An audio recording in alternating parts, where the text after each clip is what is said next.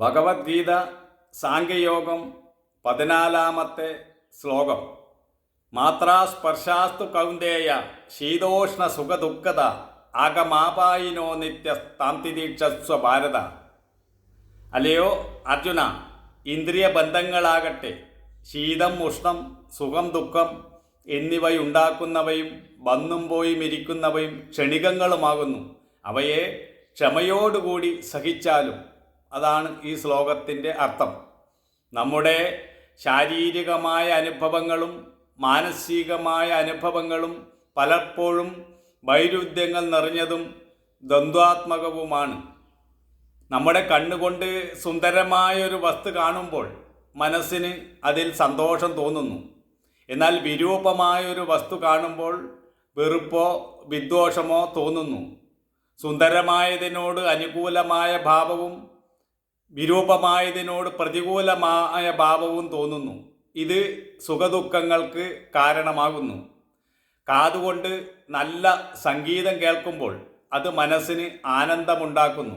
എന്നാൽ ആരെങ്കിലും ഒരാൾ ഒരു കടുത്ത വാക്ക് പറഞ്ഞാൽ അത് നമുക്ക് ദുഃഖമുണ്ടാക്കുന്നു.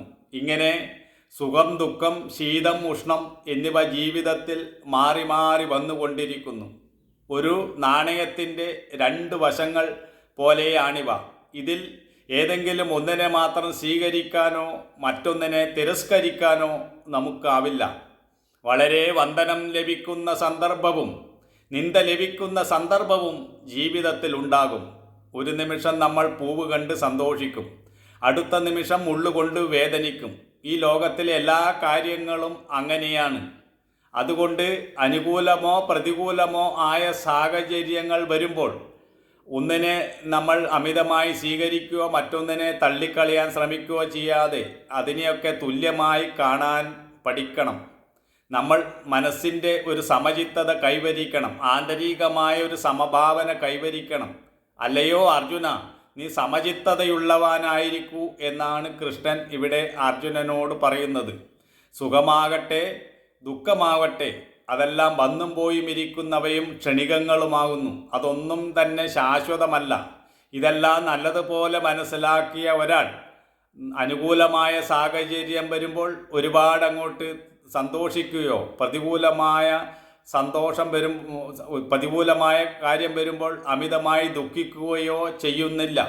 നമ്മൾ ഒരു കാര്യം നമ്മളെ ജീവിതത്തിൽ നല്ലത് വരുമ്പോൾ നമ്മൾ ആകാശമുട്ടെ തുള്ളിച്ചാടുകയും പ്രതികൂലമായ സാഹചര്യം വരുമ്പോൾ പാതാളത്തോളം താഴ്ന്നു പോകുകയും ചെയ്യുന്നു. ഇത് പാടില്ല എന്നാണ് ഇവിടെ പറയുന്നത്. എല്ലാത്തിനെയും ഒരു തുല്യഭാവത്തിൽ കാണാൻ പഠിക്കണം. അതാണ് യോഗബുദ്ധി. അതാണ് ഈ ശ്ലോകത്തിലൂടെ കൃഷ്ണൻ അർജുനനോട് പറയുന്നത്.